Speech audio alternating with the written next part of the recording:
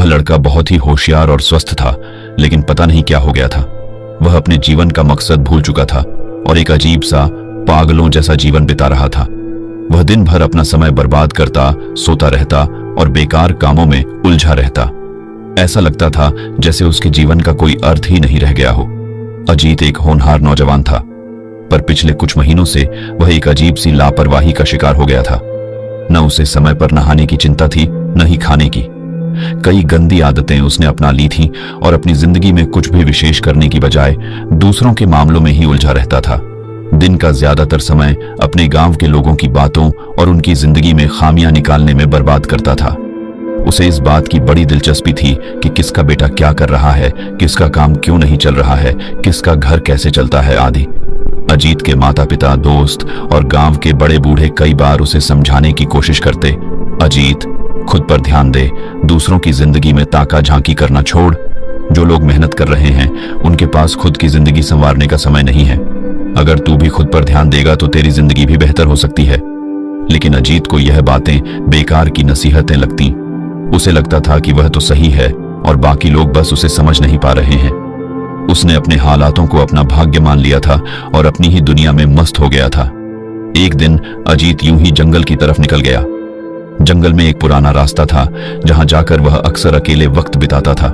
लेकिन इस बार जैसे ही वह उस रास्ते से गुजर रहा था, अचानक उसका पैर फिसल गया और वह एक ढलान से लुढ़कते हुए नीचे जा गिरा। उसका सिर चोटिल हो गया और उसके पैर में भी गहरी चोट आई। अजीत दर्द से कराहते हुए वहीं बैठा था जब उसने एक सफेद कपड़े पहने हुए बूढ़े व्यक्ति को अपनी ओर आते देखा। वे एक महात्मा थे जो जंगल में एकांतवास करते थे।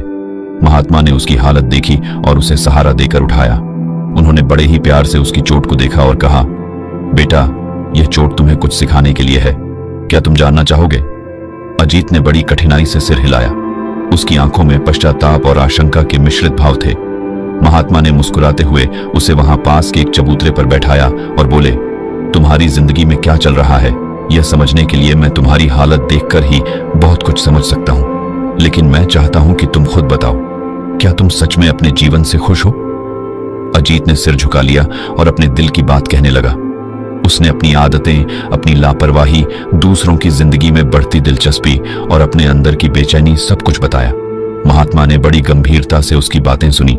फिर उन्होंने कहा, बेटा, इस जंगल में आने का तुम्हारा मकसद आज पूरा हो गया है। तुम्हें जो चाहिए था वह आज मैं तुम्हें दे सकता हूं, पर याद रखना, असली बदलाव तब आएगा जब तुम खुद पर ध्यान देना शुरू करोगे। महात्मा ने अजीत को जमीन पर पड़ी एक सूखी लकड़ी उठाकर दी, जिसका बाहरी हिस्सा थोड़ा सड़ा हुआ और उबड़ खाबड़ था। लकड़ी पर धूल और गंदगी जमी थी और उसकी छाल झड़ रही थी। महात्मा ने लकड़ी को अजीत के हाथ में रखते हुए कहा, देखो बेटा, यह लकड़ी यूं ही जंगल में पड़ी रही तो इसे ना कोई काम आएगा, न इसे कोई महत्व देगा। इसका इस्तेमाल करने वाला कोई नहीं होगा, क्योंकि यह अभी किसी के काम की नहीं है। अजीत ने हैरानी से उस लकड़ी को देखा जो बिल्कुल साधारण और फालतू लग रही थी। उसने सोचा कि आखिर महात्मा उसे यह लकड़ी क्यों दिखा रहे हैं और इसका उसकी जिंदगी से क्या संबंध हो सकता है। महात्मा ने उसकी उलझन को समझते हुए आगे कहा, अगर इस लकड़ी को तराशा जाए तो इसे नुकीला और मजबूत बनाया जा सकता है। अगर इसे सही तरीके से गढ़ा जाए तो यह तीर बन सकती है जिससे शिकार किया जा सकता है, या इसे एक ऐसा औजार बनाया जा सकता है जो लोगों के काम आए। महात्मा ने उस लकड़ी के टुकड़े पर अपनी उंगलियों से घुमाते हुए समझाया, यह लकड़ी अभी सिर्फ एक जंगली टुकड़ा है। इसे देखकर कोई भी इसे फेंक सकता है क्योंकि यह बेमतलब, बेकार और बिना किसी आकार की है। लेकिन जब इसे कोई कारीगर अपने हाथों से तराशता है तो यह एक नई पहचान पाती है। इसके उबड़ खाबड़ किनारों को काटकर उसे नुकीला और सटीक आकार देने के बाद यह किसी भी चीज को चीरने या काटने में सक्षम हो जाती है। तब यह केवल एक बेकार लकड़ी का टुकड़ा नहीं रह जाती, बल्कि एक उपयोगी औजार बन जाती है जिसे लोग संजीदगी से लेते हैं। अजीत इस बात को ध्यान से सुन रहा था और अब उसे धीरे धीरे समझ में आने लगा कि महात्मा उसकी जिंदगी की तुलना इस लकड़ी से क्यों कर रहे थे। महात्मा ने देखा कि अजीत के चेहरे पर अब गंभीरता के भाव आ रहे हैं। फिर उन्होंने अपनी बात को और गहराई से समझाने के लिए कहा, ठीक इसी तरह तुम्हारी जिंदगी भी इस बेढंगी लकड़ी की तरह है। तुम में काबिलियत है, तुम्हारे पास बुद्धि है, तुम मजबूत हो, लेकिन सिर्फ बाहरी तौर पर तुम्हारा जीवन अधूरा और असंवरा हुआ है। तुम खुद पर ध्यान नहीं देते, न ही अपने समय और सामर्थ्य को सही दिशा में लगाते हो। इसलिए जैसे यह लकड़ी बेकार पड़ी थी, वैसे ही तुम्हारी जिंदगी भी बेमकसद हो गई है। महात्मा की बातों का असर अजीत पर गहरा पड़ने लगा। उसे महसूस हुआ कि जैसे यह लकड़ी बिना आकार के सिर्फ एक जंगल का हिस्सा बनी रहती है, वैसे ही उसकी जिंदगी भी बिना किसी दिशा के बह रही थी। उसने अपनी क्षमताओं का कभी सही इस्तेमाल नहीं किया था और ना ही खुद को संवारने में कोई मेहनत की थी। उसका समय दूसरों की बातों में उलझने में ही गुजरता रहा और अपनी ताकत का एहसास उसे कभी हुआ ही नहीं। महात्मा ने अपनी बात को समझाने के लिए फिर से उदाहरण दिया। सोचो, अगर एक साधारण सा लोहे का टुकड़ा किसी जगह यूं ही पड़ा रहे तो उसका क्या होगा? वह लोहे का टुकड़ा सिर्फ एक साधारण धातु होगा जिसे शायद जंग लग जाए, जो धीरे धीरे सड़ने लगे और जो किसी के काम ना आ सके। लेकिन अगर उस लोहे को गर्म करके, पीट कर और धार देकर उसे तलवार की शक्ल दे दी जाए तो वही साधारण सा लोहे का टुकड़ा एक धारदार हथियार बन सकता है। वह न केवल किसी के हाथों में सुरक्षा का प्रतीक बन सकता है, बल्कि उससे बड़ी बड़ी चीजें भी काटी जा सकती हैं। उसकी धार का सम्मान होगा, उसका महत्व होगा। महात्मा की बातों से अजीत को यह बात समझ में आने लगी थी कि उसे भी अपनी जिंदगी को एक उद्देश्य और एक दिशा देने की जरूरत थी। उसे खुद पर ध्यान देना था, खुद को तराशना था, ताकि वह एक ऐसी हस्ती बन सके जिसे लोग महत्व दें और जिससे किसी का जीवन बेहतर हो सके। महात्मा ने कहा, तुम्हारी जिंदगी में भी एक आकार, एक दिशा चाहिए। बिना उद्देश्य के जीते रहने से तुम एक ऐसे इंसान बन जाओगे जिसे कोई याद नहीं करेगा, क्योंकि उसने अपनी क्षमताओं का सही उपयोग नहीं किया। फिर महात्मा ने अजीत की ओर देखकर गंभीरता से कहा, तुम्हारी जिंदगी तब तक बेकार है जब तक तुम इसे आकार नहीं देते, इसे सही दिशा में ढालते नहीं। तुम्हें खुद को एक मजबूत इंसान बनाना होगा जिसके पास ज्ञान हो, धैर्य हो और उद्देश्य हो। अपने भीतर की कमियों को पहचान कर, अपनी आदतों को सुधार कर तुम भी खुद को गढ़ सकते हो। और जब तुम खुद पर ध्यान दोगे, खुद को बेहतर बनाने की कोशिश करोगे, तो तुम एक साधारण इंसान से एक ऐसे इंसान बन सकते हो जो समाज में अपनी जगह बना सके। अजीत के लिए महात्मा की यह बातें जीवन का एक नया दृष्टिकोण लेकर आईं। वह समझ गया कि जैसे लकड़ी और लोहा तराशे बिना किसी काम के नहीं, वैसे ही खुद पर मेहनत और ध्यान दिए बिना वह भी कुछ नहीं कर पाएगा। उसने ठान लिया कि वह अब दूसरों की जिंदगी से दूर रहकर खुद पर ध्यान देगा, अपने अंदर की खूबियों को पहचान कर उन्हें निखारने की कोशिश करेगा। महात्मा ने अजीत को उसकी जिंदगी में सुधार लाने के लिए एक कठिन काम दिया। यह काम दिखने में आसान था, लेकिन इसके लिए एकाग्रता और संपूर्ण ध्यान की आवश्यकता थी। महात्मा ने अजीत को एक खास लकड़ी का टुकड़ा दिया और उसे आदेश दिया कि वह इसे महीन और सुडौल आकार में तराशे। साथ ही महात्मा ने उसे समय की पाबंदी भी दी और कहा कि वह इस काम को पूरी मेहनत और समर्पण के साथ करे।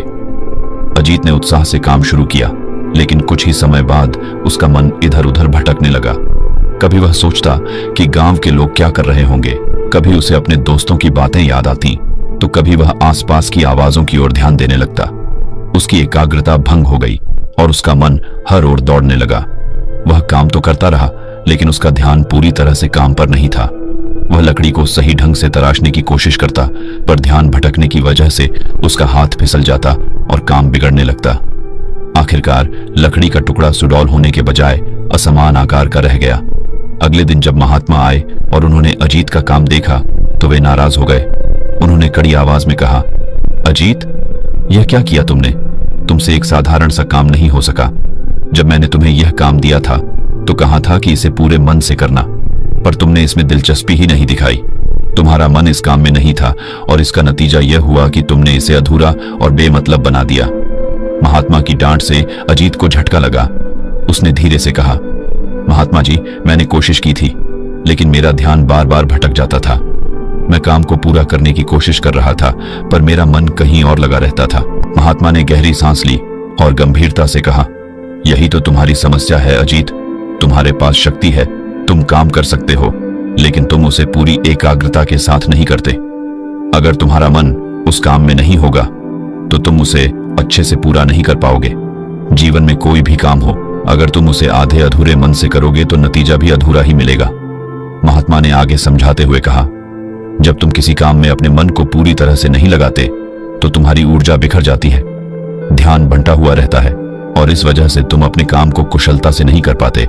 अगर तुम्हारा ध्यान काम पर न होकर दूसरी चीजों में लगा रहेगा तो तुम कितनी भी कोशिश कर लो, उस काम में सफलता नहीं पा सकोगे। चाहे काम छोटा हो या बड़ा, उसे पूरा करने के लिए पूरा ध्यान और एकाग्रता चाहिए। अगर तुम किसी काम में अपना मन नहीं लगाते तो उस काम का कोई अर्थ नहीं रह जाता। महात्मा ने लकड़ी का टुकड़ा उठाया और उसे अजीत को दिखाते हुए कहा, देखो, यह काम भी तुम्हारी जिंदगी की तरह ही अधूरा और बेमकसद लग रहा है।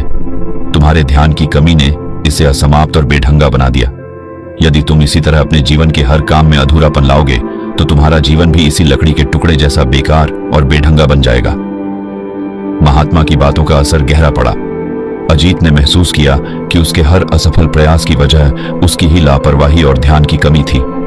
उसे यह समझ में आ गया कि किसी भी कार्य को सफलता से पूरा करने के लिए उसमें मन और ध्यान का होना बहुत जरूरी है। वह खुद को समझाने लगा कि अब वह हर काम में पूरी तन्मयता से जुटेगा ताकि उसका हर प्रयास संपूर्ण और सार्थक हो। महात्मा ने अंत में कहा, याद रखो, जब तक तुम अपने काम पर ध्यान नहीं दोगे तब तक वह काम तुम्हारी उम्मीद के मुताबिक नहीं होगा। काम को सफलता से पूरा करने के लिए खुद को उसी काम में समर्पित करना पड़ता है। तुम्हारा ध्यान जिस ओर होता है वही चीज तुम पूरी तरह हासिल कर सकते हो। इसलिए अगर तुम कामयाब होना चाहते हो तो मन को एकाग्र करो और अपने काम को ही प्राथमिकता दो। महात्मा की सख्त फटकार और गहरी बातें सुनकर अजीत ने अपने जीवन में पहली बार काम और एकाग्रता के असली महत्व को समझा। उसने ठान लिया कि अब वह अपने जीवन के हर कार्य में पूरा ध्यान और समर्पण लगाएगा ताकि उसका जीवन भी सुडौल और सार्थक बन सके, जैसे कि वह लकड़ी का टुकड़ा बन सकता था। महात्मा की ये बातें सुनकर अजीत की आंखें खुल गईं। उसने अपने जीवन में बदलाव लाने की ठानी। धीरे धीरे उसने अपनी आदतें सुधार लीं। वह अनुशासन के साथ अपने काम करने लगा, समय का पालन करने लगा और हर रोज आत्मनिरीक्षण करने लगा। उसकी सोच में बदलाव आने लगा और उसने खुद पर ध्यान देना शुरू कर दिया। कुछ ही महीनों में उसकी मेहनत रंग लाई। अब लोग उसकी तारीफ करने लगे, उसके परिश्रम और अनुशासन की मिसाल देने लगे। अजीत ने खुद को उस सूखी लकड़ी की तरह महसूस किया जिसे तराशा जा चुका था।